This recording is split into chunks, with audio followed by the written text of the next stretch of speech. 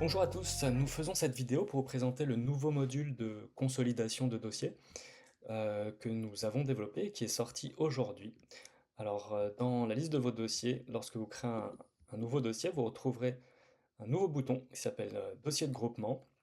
Vous avez juste à cliquer dessus pour générer un nouveau dossier de groupement.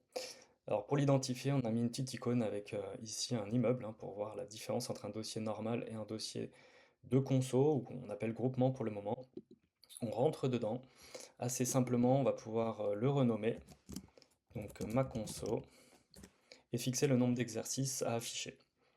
Deuxième point, on va pouvoir récupérer des dossiers que l'on désire. Donc je vais prendre ma société A et un deuxième dossier pour l'exemple société B.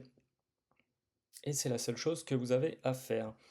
Une fois cette opération faite, vous pourrez aller consulter directement les tableaux financiers disponibles et aller par exemple voir la part contributive de chaque dossier au total du tableau.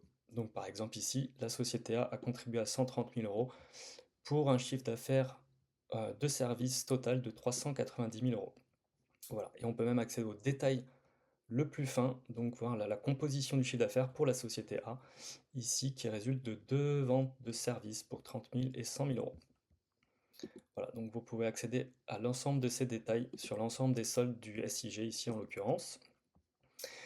Vous avez également le bilan consolidé. De la même manière, on pourra voir les disponibilités par structure ici, sur ce petit dossier de test. Et en détail, un tableau de trésorerie également regroupé, sur lequel vous avez accès également par entité à chaque valeur de solde. Vous pouvez bien sûr exporter l'ensemble de ces tableaux par les boutons habituels, et un nouveau bouton, en tout cas une nouvelle rubrique rapport que nous avons mis en place, dans laquelle on vous propose une exportation de rapports consolidés standard, et également un constructeur personnalisé de rapports, de plaquettes. Sur le même fonctionnement qu'habituellement, vous pouvez en rajouter et personnaliser la plaquette en amenant les tableaux vers la gauche. Et petite différence avec le mode non consolidé.